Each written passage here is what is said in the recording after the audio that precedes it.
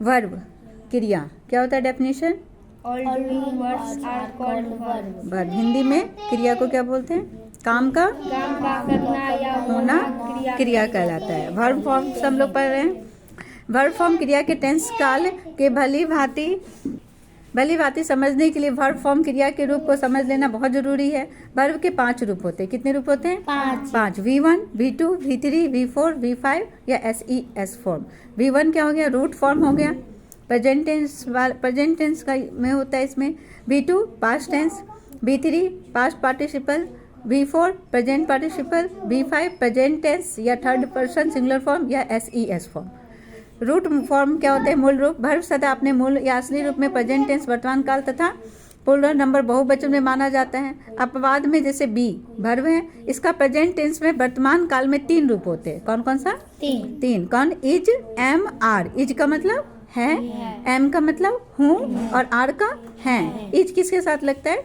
ही, सी, it के साथ, third person के साथ इज लगेगा और एक सिंगल नेम के साथ एम, आई के साथ एम लगेगा, आर यू, वी के साथ आर लगेगा। इन तीनों रूप का अर्थ होता है हूँ और हैं। पास्ट टेंस में भूतकाल में इसके 2 रूप होते हैं, ध्यान से समझो। इज का क्या हो जाता है? वॉज, है ना। 1 पर्सन और थर्ड पर्सन के साथ क्या लगेगा? 1 नेम और थर्ड पर्सन के साथ क्या लगेगा? वॉज। 1 नेम जैसे राम वॉज जेंटल बोल सकते, राम नेक था। हाँ ठीक है। वर 2 पर्सन के साथ लगेगा, है ना, 2 नेम के साथ लगेगा वर, और प्लूरल फॉर्म के साथ क्या लगेगा? Were. You were, we were, clear है। थे, वर का मतलब थे, वाज का मतलब था, इज का मतलब है, एम का मतलब हूँ और आर का मतलब हैं। फ्यूचर टेंस भविष्य काल में शैल बी या विल बी का रूप होता है। शैल बी होगा, है ना, विल भी होंगे। तो सेल आई के साथ सेल लगता है, वी के साथ सेल लगता है, यू, वी, दे के साथ क्या लगेगा? विल लगेगा।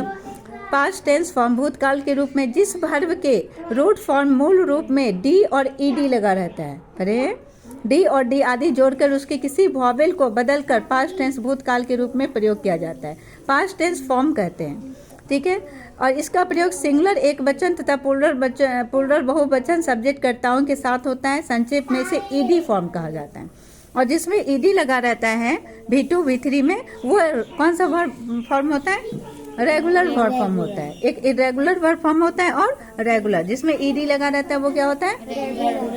Regular verb form. ध्यान दे, जिस वर्ब के अंतर्गत किसी वॉवेल के उलट फेर परिवर्तन से पास्ट टेंस अथवा पास्ट पार्टिसिपल फॉर्म बनता है उसे स्ट्रॉन्ग वर्ब या इरेगुलर वर्ब बोलते हैं। अभी पढ़ा है।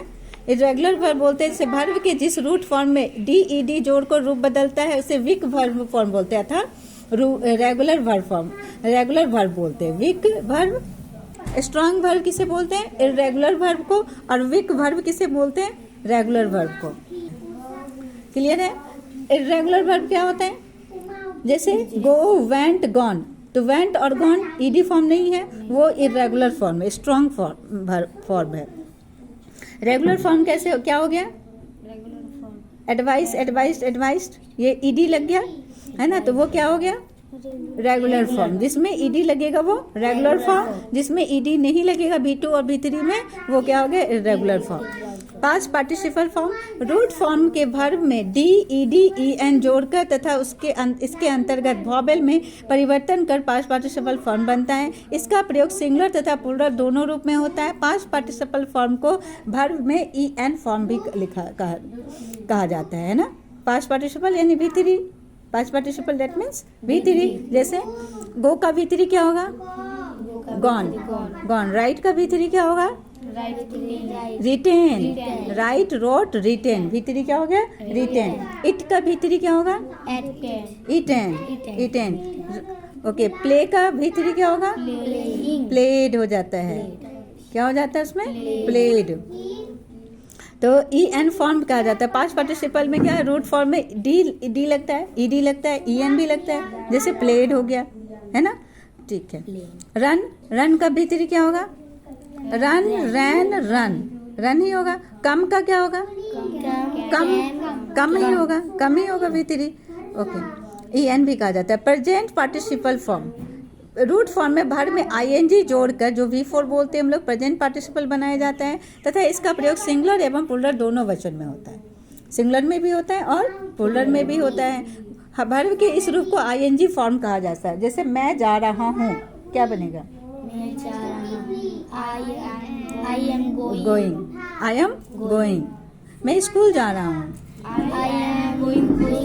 M going to school. तो ये सिंगुलर, ये क्या हो गया? फर्स्ट पर्सन में लगा, ठीक है। इसमें बोलता है आईएनजी का प्रेजेंट प्रेजेंट पार्टिसिपल में भी लगता है और सिंगुलर फॉर्म में भी लगता है और प्लूरल में, दोनों में लगता है ना। ये प्रेजेंट पार्टिसिपल का ही कि मैं जा रहा हूँ, समझ गए। सिंगुलर में क्या हो गया? मैं जा रहा हूँ। चलो, वे लोग सो रहे हैं, ये प्लूरल फॉर्म हो गया। हाँ, वे लोग सो रहे हैं।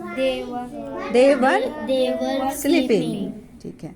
अब present tense third person singular form, जिसे हम एस और ईएस फॉर्म भी बोलते हैं।